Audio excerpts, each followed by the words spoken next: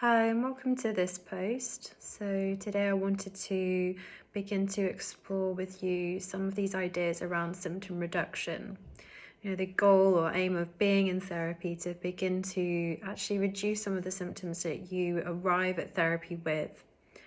So I'm going to lead us in shorthand through some of the themes that we can begin to work on in therapy and will then impact upon symptom reduction. So I'm going to start with the nervous system first. So I'm trained to work through a three-part treatment model, and those three parts are stabilization, into processing, and then into reintegration. And this is a classical frame of treating trauma and complex mental health symptoms. I will put a link to some of the theory written up around it if you're interested to research this further. So starting with stabilization and the nervous system. So we will, at the beginning of therapy, become very aware of how your nervous system works. Now, our nervous system underpins our capacity to remain regulated and to be able to concentrate and have a sense of self-leadership within our mind and body. So what symptoms might we imagine in a type of case study as we walk through this symptom reduction piece? So someone may present with, let's go with sympathetic arousal. So sympathetic is the more hyperactive strand within the nervous system. On a good day, it's helping you to remain motivated, available to go to the gym and exercise, and on a bad day it will look like sleeplessness, panic attacks, fear, and anxiety. So someone may come to therapy and initially come with these symptoms that I've just listed, and of course there is this capacity, the other side of the nervous system, to be actually able to begin to use that potential energy, not in a maladaptive way, but actually in a constructive way. So that's part of the transformation from symptoms from anxiety into mobilized. So just going back to those symptoms in the nervous system. So initially we want to go to those three steps, those three stages, stabilization. So as we start therapy and we want to begin to initially check those symptoms in, we want to stabilize our nervous system. Now, how do we do this? We do this through being in relationship together, but you also being in relationship with yourself on a deeper level. And being in relationship with yourself on a deeper level brings in the structural disassociation, IFS, cognitive behavioral therapy. So you've got more like thinking-based, dialogical approaches to therapy there. So we're taking the mind and the body and bringing them together to create a whole, fuller integration of the self. So working with the nervous system, how do we begin to reduce sympathetic arousal in this case study, so that we can begin a therapeutic intervention? So to reduce sympathetic arousal, as said, we need to come into the body and begin to regulate. So how do we do that? We want to first initially check in and sense, okay, what are the cues of safety around me right now? Initially, if it's about being in the therapy, then what cues of safety are in the room? What resources do you have? Are we able to begin to integrate mindfulness and mentalization-based techniques? What parts of the body, even if it is a very, very small part, can we begin to ground through?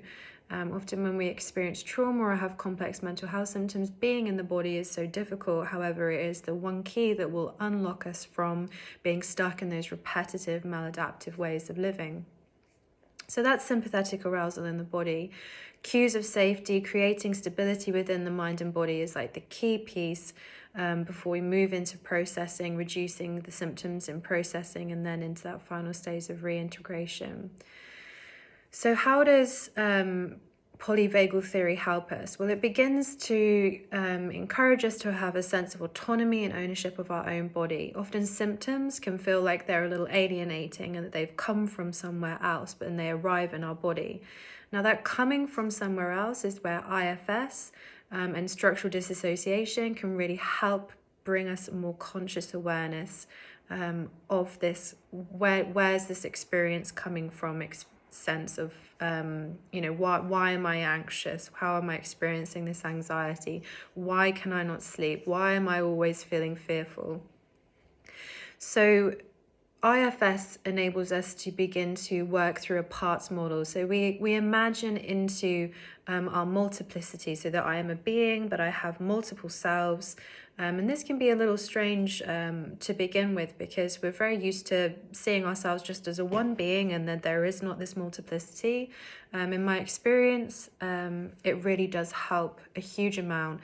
Structural disassociation also is a teaching that's surrounding multiplicity as well, which I'd recommend if you're interested to read up on further, to explore that as well. So how does parts work? This is essentially what this kind of theory or movement of therapy is called. Help us begin to reduce our symptoms. Now, when we have begun to stabilize our nervous system, so we are creating safety, we can then begin to turn our gaze internally towards our psyche, our multiplicity. And what we want to do is we want to be able to build a dialogue between my adult self and potentially younger parts or oppressed parts or unconscious parts. And from the self leader, so when I'm a self leader in my adult self, I have my frontal lobes of my brain online, I'm grounded in my body, and I can begin to mentor and coach these younger parts out of their dysregulated pattern into the present moment, where the adult, Grace in this instance, or if it were you mentoring and coaching and supporting your younger parts to become present. And it's basically the relationship starts with me mentoring you how to regulate your adult. Then from your regulated adult, then you start to mentor and coach those younger parts. Now, of course, a key ingredient in this dialogic in exchange is going to be trust. So we develop trust here, and we develop trust internally towards those younger parts and them towards us. So it becomes a really enriching process. Now, how do we reduce symptoms through this exploration internally and within the body? So once we create safety, we want to have a wider sense of calm, have a wider sense of resiliency and capacity to apply ourselves maybe to projects that we've had waiting on a list that we don't know why we haven't done yet. Suddenly we find ourselves with that little bit more energy to be able to begin to do these projects. So we might notice that we start to have more energy because we're not losing all that energy into that sympathetic arousal and anxious states and anxiety. Now, from there, once we start to process, it's important to know that actually when we begin to process trauma or some of these younger parts that have been suppressed for a long time within the body, and we start to expand our awareness into the body, we can actually experience a sense of regression or an increase in symptoms. So initially through stabilization, we create a stability, then we start to process and we have a sense of an increase in those symptoms. Now, what that's about is it's a sense of a model of repression and denial. If you can imagine, in a way, we hold, embrace things, and we learn one way to only hold it like this. And then we slowly need to kind of work out a way to begin to unfurl and unfold. Now, that's a learning process, just like a muscle. And initially, it might be that those emotions or parts and the dysregulation pops up really quickly, and that's what creates that overwhelm. So it's like a muscle. You're slowly building it. And then over time, what was initially overwhelming starts to feel more comfortable, more safe, more manageable. But that's not by opening. If you can imagine, in a way, processing's a bit like trying to take the lid off a really fizzy bottle of Coke, and you want to just really undo it very slowly, a little bit at a time, just to release that tension slowly and to remain present in our body, so we're not startled or shocked by something explosive. So what are we looking for in symptom reduction when we've got to processing? We might begin to have a sense of, not having as much internal conflict as when I start to remodel to my younger parts and my body, a sense of safety, a sense of calm, a sense of openness and curiosity, then that internal conflict that creates and actually frustrates even more anxiety becomes lessened, because I'm listening internally and I'm being guided by my adult self who is in the present moment and no longer in the stresses of the past, or I'm working out a way how to remove myself from the stresses that are in my life at the present moment. So we may experience more cohesion internally as well from that. So that's a little bit of an introduction to symptom reduction and stabilization, then into processing, and then you have that final piece, which I think actually does tend to happen all the way through a therapeutic journey, just intermittently, which is the reintegration phase. So what's that going to look like? That's going to look like a sense of ability to become spontaneous. Perhaps you can reconnect with your creativity, and you have a sense of trust within yourself and with others around you. Now, if originally the relationship is where trauma happened, or the relationship is where you experience the most difficulty in your day-to-day life, then this is going to be a long-term process. And it will take trial over and over again. So if we imagine that in our minds we have these memory banks and associations that parts in our body become biased to, and this is how we see life through these lenses. So we want to begin to be able to practice taking off those lenses and seeing the world as it is around us. And that reintegration phase is almost like going out and farming all of that data.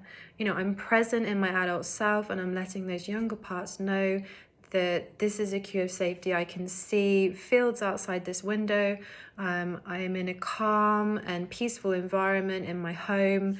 And I have a glass of water by me, and I'm in a comfortable chair. So these little details are just retrieving data, feeding it back through the internal system and into the body to begin to become more regulated and integrated with the present moment. So that's a quick snapshot of symptom reduction through a 3-part treatment process. If you have any questions, please don't hesitate to ask. There are links at the bottom of the page that you can begin to reach out to me on.